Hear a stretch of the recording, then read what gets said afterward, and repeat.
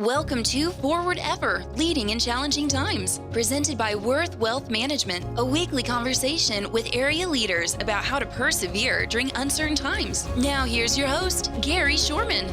Hi, everyone, and welcome to Forward Ever, Leading in Challenging Times. It's always good to have you listening along to our program or watching on our Post network. But our guest today is certainly aware of the challenging times that are out there because it deals with the aging in our communities across Kansas and maybe even more so in some of our more rural areas. Our guest is David Anderson, who is newly named Commissioner for Aging Services. David, good to have you on our program. Good morning, Gary. Thank you very much for having me. Well, you work underneath the Kansas Department of Aging and Disabilities, and you live in Waukene. And as we talked earlier, it's good to have someone from, I'll say, the western part of the state representing and working with us out here. And because a lot of times leadership ends up back on the east side of the state. Tell me a little bit about your job specifically of what you need to do. And then we'll talk about some other things. But what is your job and what do you specifically do? Well, first, I'd like to address the issue you raised because I think credit is, due to Secretary Laura Howard and Deputy Secretary Andy Brown, because when I talked with them about this position, that was one of the things I was clear about was I didn't plan to relocate, and they said that was fine and that they actually thought it made sense to have somebody from a rural area who understood the kind of issues we would be dealing with, particularly from that and a Western Kansas perspective. So I think that that really spoke to me. I really appreciated they're thinking about just what you mentioned, that not everybody who's in a leadership position having to be located in Topeka. In terms of what I do, as you mentioned, I'm really new to my job, less than 2 months. And so I oversee the Aging Commission. It is responsible largely for entering into contracts and grants with various community agencies, particularly around a couple of federal laws, one of those being the Older Americans Act, which was passed in 1965 and is up for reauthorization this year. One of the biggest and most important parts of that act was the creation of the area agencies on aging. And as we visited earlier, there are 11 of those across the state of Kansas. They cover every county. They have different size catchment areas. The one you might be most familiar with would be the Northwest Kansas Area Agency on Aging, Michelle Morgan's group. They're based out of Hayes, but they cover the 18 counties of Northwest Kansas. Well, David, you've been in Western. Did you grow up in Western Kansas? I know you worked at High Plains for many years. You have a master's degree from Fort Hays State University. Is Western Kansas your home? It is now, but I'm a transplant. I grew up in Winfield, Kansas, south of Wichita. Went to college at Southwestern College there, and came to Hayes to go to graduate school. And then just through a connection, I found out about a job at High Plains and worked there for 36 years, met my wife there, and we moved to Waukene about 30 years ago. I think that makes you a Western Kansas. That sounds, if you've been here over 30 years, that you fit in with that. So in your first few weeks on the job, what have you learned about this whole program, and any surprises? Yeah, lots of surprises, and learning has been just the thing that I've been doing the most. really impressed by the work that's being done. I was very fortunate that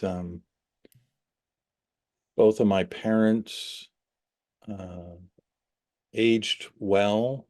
My mom, towards the latter part of her life, as her health wasn't doing so well, but was able to stay home because my dad was able to take care of her. My dad was um, 91 years old, passed right after Christmas last year, but had lived independently, still in the house I grew up in, was still driving. Not sure that was a great idea all the time, but um, Understand.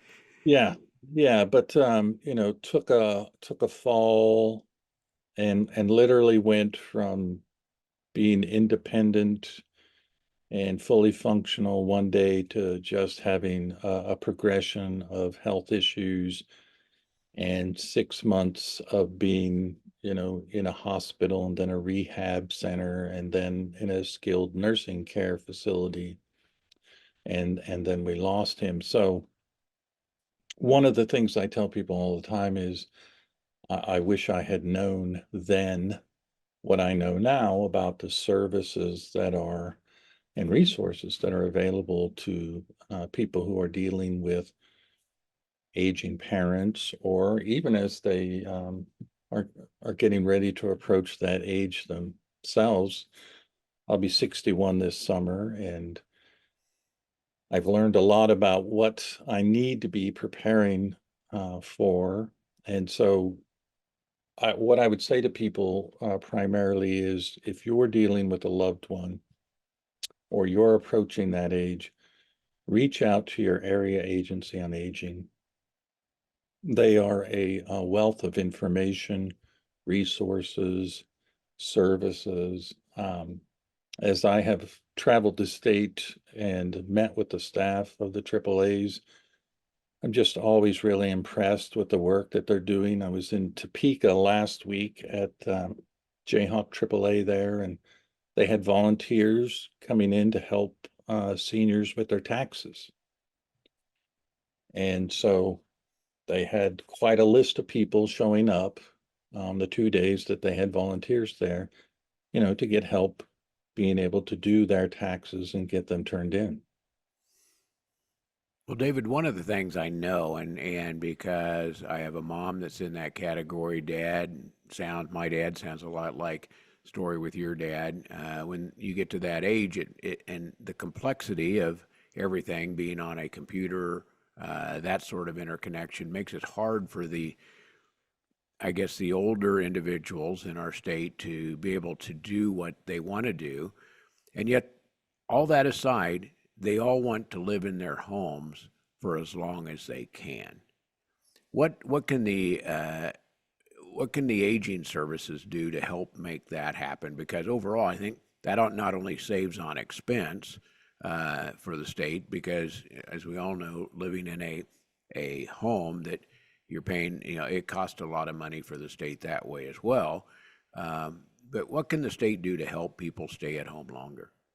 Yeah, and the AAAs are a perfect resource just for that. That's actually one of their primary roles, is to help people stay at home. And in fact, if a person, if somebody thinks a person needs to go into a Medicaid receiving nursing facility in the state, they have to have an assessment first to make sure that they really need that level of care and that there aren't community services available that could provide for those needs and keep them at home. And that can be everything from meal services. So, what we often typically think of as Meals on Wheels, um, but what we refer to as home delivered meals, to make sure seniors are getting one nutritious meal a day. Those are meals that are also designed in case they have any kind of health issues where they need a special diet. And maybe a week and a half ago, I was asked to go and help deliver meals in Topeka, and that was a really eye-opening experience for me. I haven't done that since I was in high school, for a variety of reasons, because it's not really just about making sure they get a meal, but it's also having somebody lay eyes on them, have a brief social contact with them, make sure they're doing okay. They have a whole protocol in place that if the person doesn't answer the door, then they have kind of a phone tree of who they contact to make sure that the person's okay. And so it is about getting them, a nutritious meal, but it's also about having somebody check in on them. The area agency on aging can also help with different types of home health they might need, or getting somebody to come in to do help with bathing or help with household chores. If if we can keep somebody at home with some services, to your point, it saves a lot of money, because the most expensive thing that can happen is to end up in a skilled nursing facility, number one. Number two, particularly in the rural and the frontier areas, the small counties in northwest and southwest Kansas, those resources are, often full, and there's a lot of concern just about whether we're going to be able to maintain those in the future. And we need them, because that population's the fastest growing part of the demographic in Kansas. One of the things I noticed here, in the Ages Services team, which you're a part of and lead, is now separate from the Long-Term Services and Support Commission. How is that different? Yeah, so as I mentioned when you and I were talking, like, this is, you can think of KDES as kind of a set of, like, a big Venn diagram, a lot of overlapping circles. So within KDES, there are the groups that long-term services and supports that do waivers, and one of those is the frail elderly waiver. And so that would be a group that obviously, is age related. And then there's survey and certification, and they're the people who actually go out and go on site and survey these facilities to make sure they're following the rules, regs, laws that they need to. We also have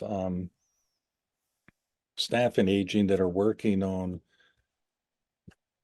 different kinds of programs. One of those is called PACE, and it's designed for people who meet a level of care need that would be like a nursing home, but with a program can be kept in their home, and they essentially become like a managed care organization. They take over all of their primary health care needs, so that they have it on site, on the locations. There's one in Topeka, one in Wichita, and I think one in McPherson.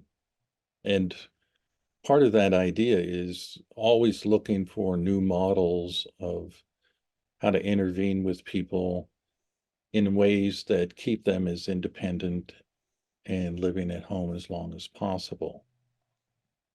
Transportation, as you know, that's a big issue, particularly as people age, because at some point, driving's probably not going to be the best option. And in small communities, there may or may not be any kind of a public transportation system. And so again, it is The AAAs have information about that. They often contract with groups to provide those kind of services. They do congregate meal sites. When I was in Manhattan, I got to go to the senior center and have lunch.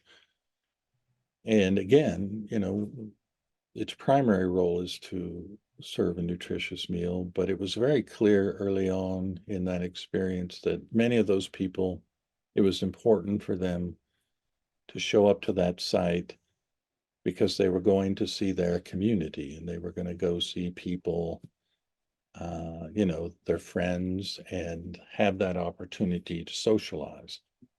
Also, while there, there were a lot of resources available to them that they might not have access to otherwise.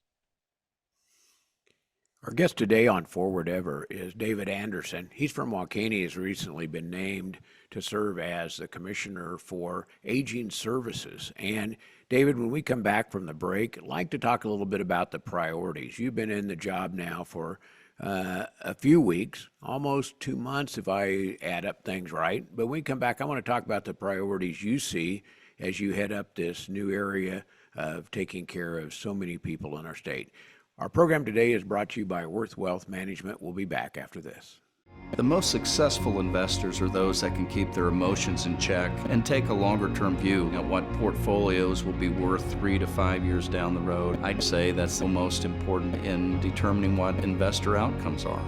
Market corrections will continue in the future. We've seen many of them over the years, only to see equity prices rise higher, and that'll be the case in the future. Worth Wealth Management, enhancing lives and strengthening families. Welcome back to Forward Ever, Leading in Challenging Times, with our guest, David Anderson. David Anderson has recently been named as Commissioner of the Aging Services Commission, part of the Kansas Department of Aging and Disabilities. So, David, again, when we went into the break, we talked about some priorities. You're relatively new to this job, in fact, very new to this job, but you're not new to health services because of your career, not only in Hayes, but in statewide on some of the boards you've served on. What do you see as priorities as you take over this new position? Well, one of the primary things that I've been asked to do is to, raise awareness about the Aging Commission. And so having an opportunity like this to speak about what we do and what we will be doing in the coming years is very helpful.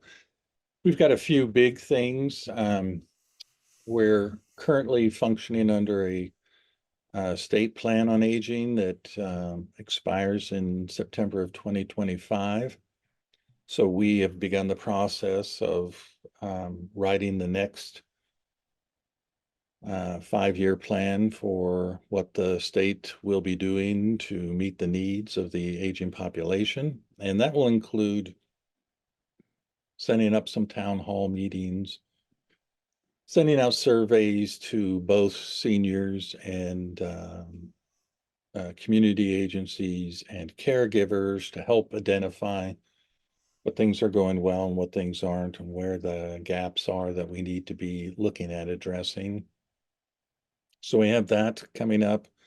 We're also reconstituting the Governor's Conference on Aging, which will be a yearly event, again, designed to have a set of trainings and seminars that a broad group of people would be interested in, both seniors, caregivers, community organizations that provide services and care to seniors. Our planning committee for that kicks off in a couple of weeks, and our plan is to have that hopefully in the spring of 2025. We next month is Older Americans Month, and the theme is Powered by Connections, with the idea being that, social connections have a profound effect on people's health and well-being. I think we became so that came into such kind of clear focus for us during the pandemic, where we were sheltering at home, and it became clear that the less social contacts people had, the more kind of behavioral health, mental health issues that they had. And the more connected people are to their community, the better they do. And again, that gets harder as people age, and it's harder for them to get out and to get to places where they can do that. So also during May, we will be celebrating the 50th anniversary of the formation of the area agencies on aging. And so we will be having a celebration of that on May 10th in Topeka. And, they are our partners in the community, providing many of the services that we've been talking about today. And so whatever we can do to support them. The other thing, another big focus, probably two main areas. One is really on aging well. There's a conception or a thinking about aging that it's